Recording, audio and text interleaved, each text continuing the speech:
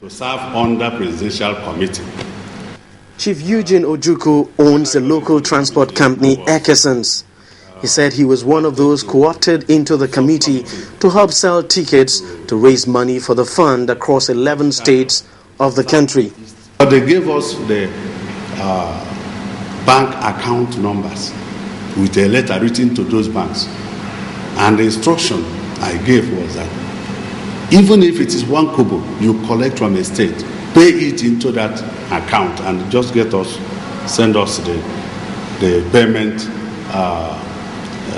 evidence, which we submitted back to the police equipment fund. So all the money that got in there through Zenith Bank, and there were some that were paid through Spring Bank.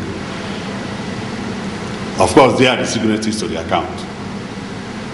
Would you know how much you were able to make in terms of sales? Well, tickets. The little I know is that in Zenith Bank, I think there was something equivalent to 2 million naira, and then the Spring Bank, we had it was a joint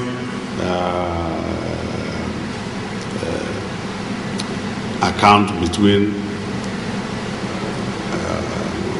myself and the other consultants. I don't know how many of us, but I remember very well that National Union of Road Transporters were part of it. Tickets. Yes. So the little we generated in those few days, we all paid into Spring Bank. The first step amount of money I pulled out from my pocket was 11 million naira to hire offices and then go into the project. And then later it went up to, by the time we established and organized some launchings in some of the states, the whole total money went to about 32 million. And were you paid back this money? That's where we are today. Just a month after the local council's funds were received, Chief Kenny Martins called a press conference on the 9th of May 2007 to make this announcement. We are proud to say that we have received and accepted in principle from Export-Import Bank of United States a $150 million credit facility to be used in equipping the police. 4 months later, on the 3rd of September, he confirmed the loan. All the collaborators internationally and nationally who have promised us support have come with that support. You have Mr. Legal there from Exim Bank of USA, which is government-backed through Society General Bank. We are there on Saturday, on Monday and Tuesday. We have offered us $300 million in assistance from US. We are signing for the first $97 million via the meeting we are holding next week in China, in US. However, in an advertorial on the Punch newspaper of 12th February 2008, signed by his lawyers, Chief Martins denied getting funds from the US Exim Bank. The statement on the newspaper reads, "Neither the Federal Ministry of Finance nor the Exim Bank had granted any of the monies referred to." Indeed, Exim Bank has since denied issuing any loan to the body. But why did Chief Martins initially claim that the bank had granted the fund a loan? Only Chief Kenny Martins could perhaps answer that. At the media briefing of the 3rd of September 2007, Chief Martins confirmed the receipt of the local council's funds, another commitment.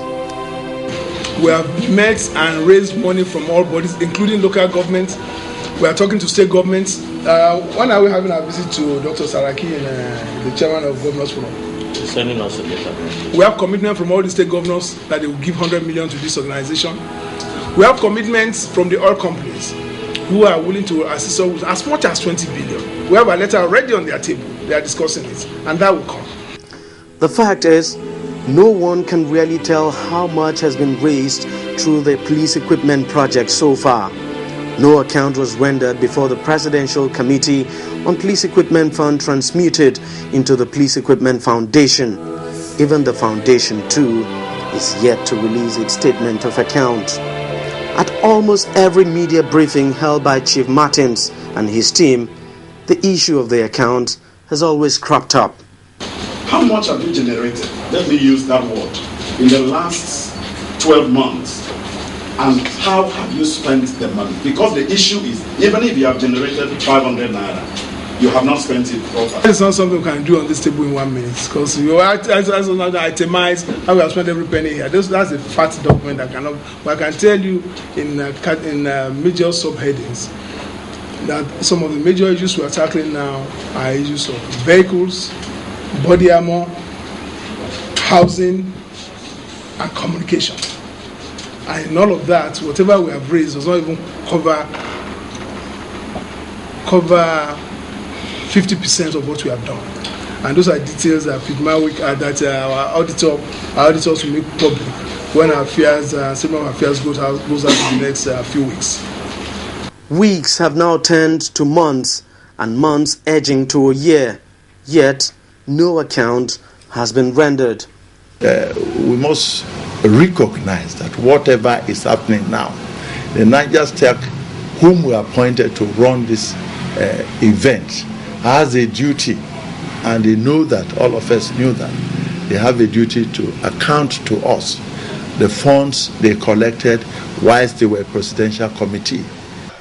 Tied to all of this is a controversy surrounding what is now known as the mysterious Ukrainian helicopters. Addressing a media briefing on the 9th of May 2007, Chief Martins alluded to the two helicopters while speaking on the supposed loan from Exim Bank. We also want to buy helicopters from these funds, and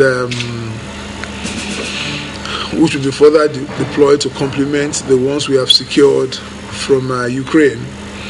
We believe that since these funds can only be applied to American products that are very, very capable and efficient helicopters that are designed in the US, which will be bought brand new. So all we have done now is to solicit for funds from those that we consider stakeholders in the society and even internationally. And that's why you've seen us provide helicopters. We've seen these cars provided. However, on the Punch editorial signed by his lawyers, he again denied securing any helicopter. The statement reads, "No Ukrainian helicopters were ever purchased." When asked about the helicopters by newsmen in February this year, virtually all the Nigerian newspapers quoted Inspector General of Police Michael Okiro as saying, quote, "I do know that sometime in 2006 or thereabout, 2 helicopters were brought from Ukraine and they were demonstrated to the police from Eagle Square to the force headquarters. After that, I didn't see them again, so I can't say anything because the money was not from the police allocation."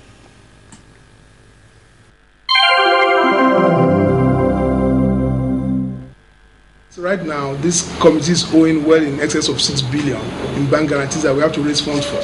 In February 2007, then Inspector General of Police Sunday Hidero wrote this memo to the President asking for waivers for 2,500 vehicles, which the Presidential Committee had planned to buy for the police.